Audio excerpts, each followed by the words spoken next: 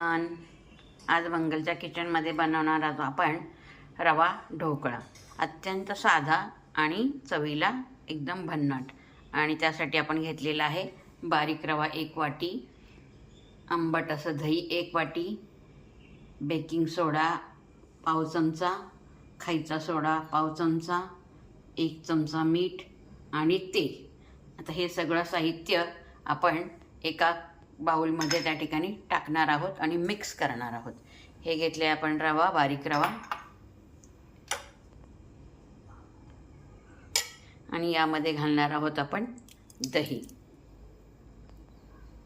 1 वाटी दही घातले आणि हे आपण चांगलं त्या ठिकाणी मिक्स करून घेणार आहोत रव्यामध्ये.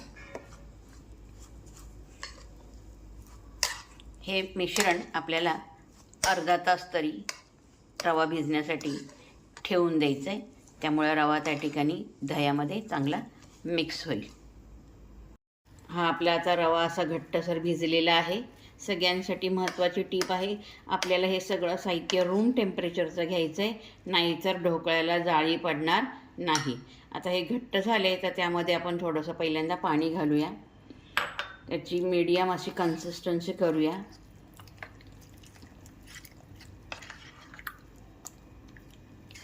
यामध्ये आता आपण घालणार आहोत अर्धा चमचा मीठ घालूया, याला लागेल एवढं.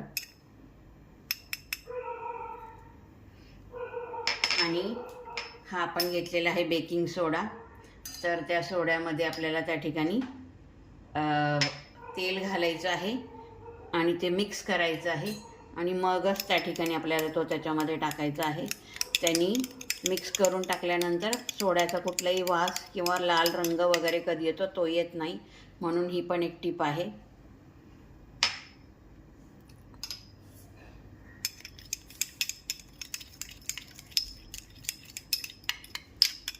हे सगळं व्यवस्थित टाकून घ्यायचं. बेकिंग सोडा आणि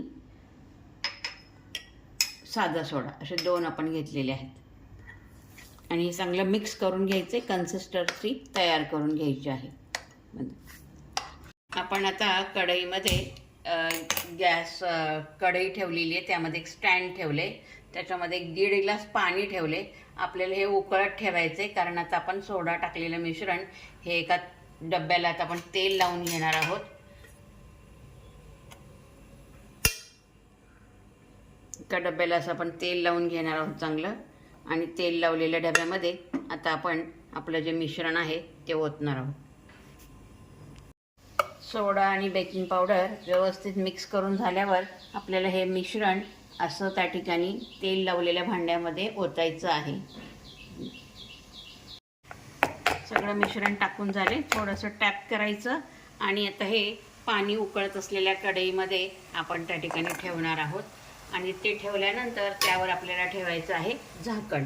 आणि असं हे आपण एक 10 मिनटं त्या ठिकाणी पहिल्यांदा बारीक गॅसवर करून घेणार आहोत. आता आपल्या ढोकळ्याला एक 10 मिनटं झालेले आहेत. आपण पाहूया आपला ढोकळा फुगलाय का. अत्यंत सुंदर असा आपला ढोकळा फुगलाय बघा. भांड्यामध्ये आपण जेव्हा ठेवला होता तेव्हा खूप खाली होता, आता तो एवढा वर आलाय. अत्यंत खूप छान त्या ठिकाणी दिसतोय, तो फुगलेला आहे व्यवस्थित. आता आपण ह्याला कट करून गार करून फोडणी घालून घेऊया. आपण यामध्ये सुरी टाकून बघूया लागतीये का. काहीही लागत नाही आहे, म्हणजे हा ढोकळा छान झाला आहे. घेतला आहे आता आणि त्यासाठी आता आपण वरून फोडणी देणार आहोत. त्यासाठी आपण घेतलेलं आहे थोडंसं तेल. तेलामध्ये आपण टाकणार आहोत थोडीशी मोहरी. तेल तापलं की मोहरी टाकणार आहोत. मग टाकणार आहोत आपण जिरे.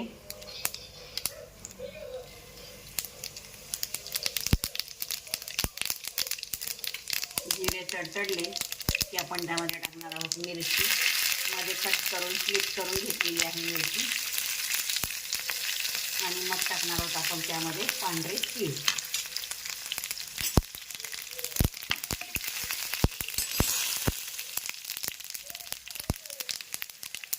आणि ही फोडणी आता आपण ढोकळ्यावर टाकणार आहोत.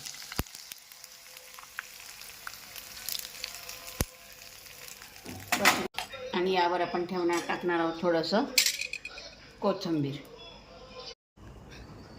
असं आपला ढोकळा तयार झालेला आहे. अत्यंत स्पॉन्जी झालेला आहे, तुम्ही बघू शकता, आणि टेस्टी पण. आवडला असल्यास लाईक करा, कमेंट करा, सबस्क्राईब करा आणि मंगलच्या किचनला आपल्या कमेंटमध्ये तुम्हाला ही रेसिपी कशी वाटली, आवडली का हे नक्की सांगा.